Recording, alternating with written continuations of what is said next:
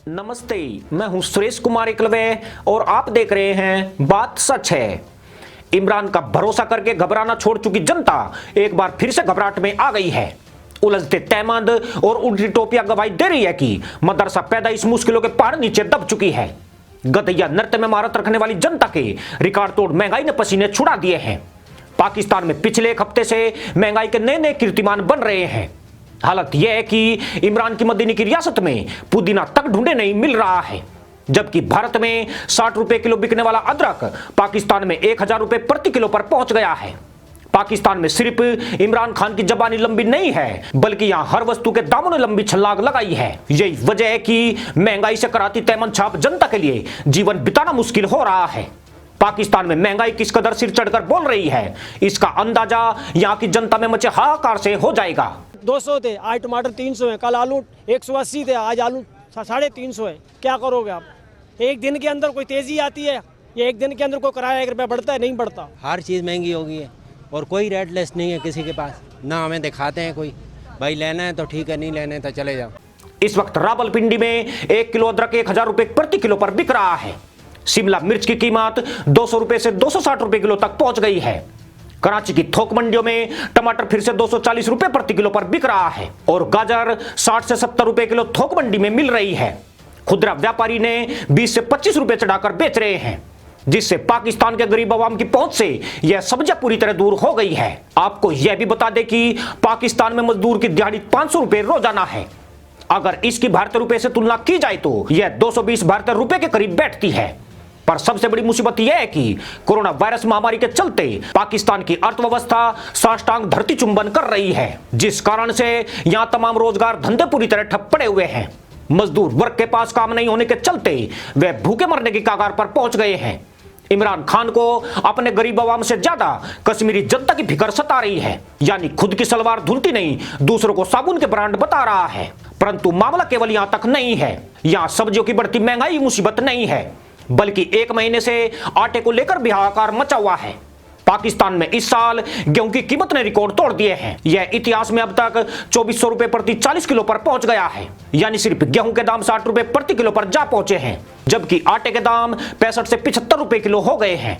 यह तब है जबकि पाकिस्तान ने अक्टूबर महीने में ही रूस से 2 लाख मीट्रिक टन अनाज आयात किया था, मगर बावजूद इसके इमरान के भ्रष्ट मंत्रियों और अफसरों की वजह से अनाज के दाम और ज्यादा तेजी से बढ़ गए हैं। इसके साथ ही इमरान सरकार के महंगाई में काबू करने और खाद्य सुरक्षा मुहैया कराने की कोशिशों के असफल होने के इशारे भी मिलने लगे हैं। हैरानी की बात यह है कि पिछले साल दिसंबर में पाकिस्तान में गेहूं के दाम 2000 प्रति 40 किलो पर थे, मगर इमरान खान की गलत नीतियों और कश्मीर पर ज्यादा ध्यान रहने से पूरी सरकार नींद के आगोश में सिमटी रही है।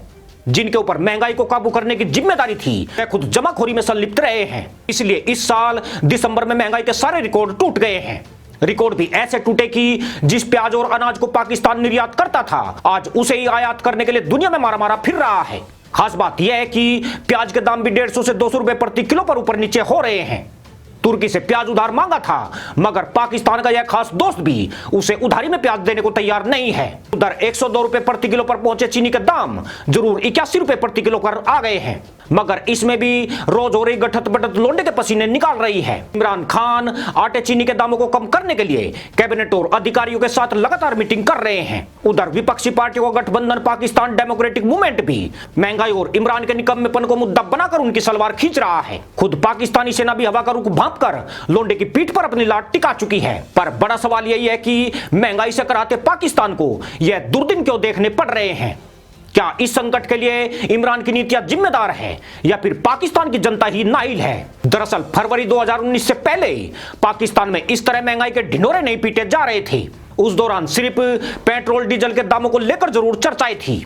तब डॉलर भी 125 पाकिस्तानी रुपए के लगभग था, लेकिन 14 फरवरी को पुलवामा हमले के बाद 1996 में पाकिस्तान को दिए गए मोस्ट फेवर्ड नेशन के दर्जे को 17 फरवरी को वापस ले लिया। भारत से MFN को पाकर पाकिस्तान बड़ा फायदा उठा रहा था। इस विशेष दर्जे के तहत पाकिस्तान को सीमा शुल्क और अन्य शुल्कों में काफी रियायत मिल रही थी, जिस वजह से भारत से निर्यात की जाने वाली सब्जियों, दवाइयों, खाद्य तेल और अन्य उत्पाद उसे पाकिस्तान में उत्पादित चीजों से भी सस्ते पड़ते थे।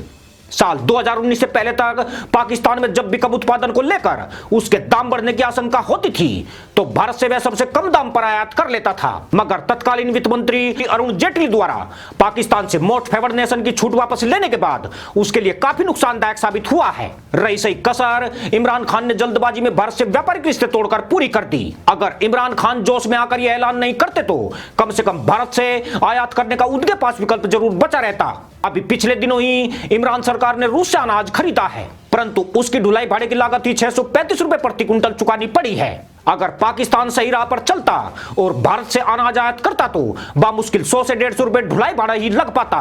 इससे अंदाजा लगाया जा सकता है कि पुलवामा की घटना ने पाकिस्तान की अर्थव्यवस्था को कैसे तहस नहस किया है। भारत से पाकिस्तान को निर्यात होने वाली सब्जियों में बंद गोभी, फूल गोभी, टमाटर, हरी मिर्च, बैंगन, अदरक, लहसुन, शिमला मिर्च और भिंडी प्रमुख हुआ करती थी। जिस वक्त इमरान खान ने भारत से व्यापार बंद करने की घोषणा की थी तब यही पाकिस्तानी पत्थरों में टमाटर उगाने की बात करते थे और खुद को आत्मनिर्भर करने के गधैया गान किए थे। मगर यह जाहिल कौम सदैव की भांति जबानी योद्धा साबित हुई है, जिसका नतीजा यह हुआ कि पाकिस्तान का सब्जी अनाज उत्पादन 24% तक नीचे गिर गया। ऐसा इसलिए भी हुआ क्योंकि पाक के किसानों को उन्नत बीजों की उपलब्धता नहीं हो पाई। पाकिस्तान को निर्यात बंद होने के चलते उच्च गुणवत्ता और ज्यादा पैदावार वाले बीज भारत से पाकिस्तान नहीं पहुंचे, जिसका खामियाजा पाकिस्तानी किसानों को उठाना पड़ रहा है। रही सही कसर पाकिस्तान में बिजली की कम आपूर्ति ने पूरी कर दी है। ऐसे में पाकिस्तान में अनाज, प्याज से लेकर तमाम सब्जियां और गन्ने की फसल भी अनुमानित तौर पर कम पैदा हुई है। पाकिस्तान में उत्पादन का स्तर गिरा मगर मांग पहले से कहीं ज्यादा बढ़ गई है। इसकी वजह यह रही कि कोरोना महामारी की वजह से देश से बाहर गए लाखों पाकिस्तानी वापस मुल्क लौट आए हैं।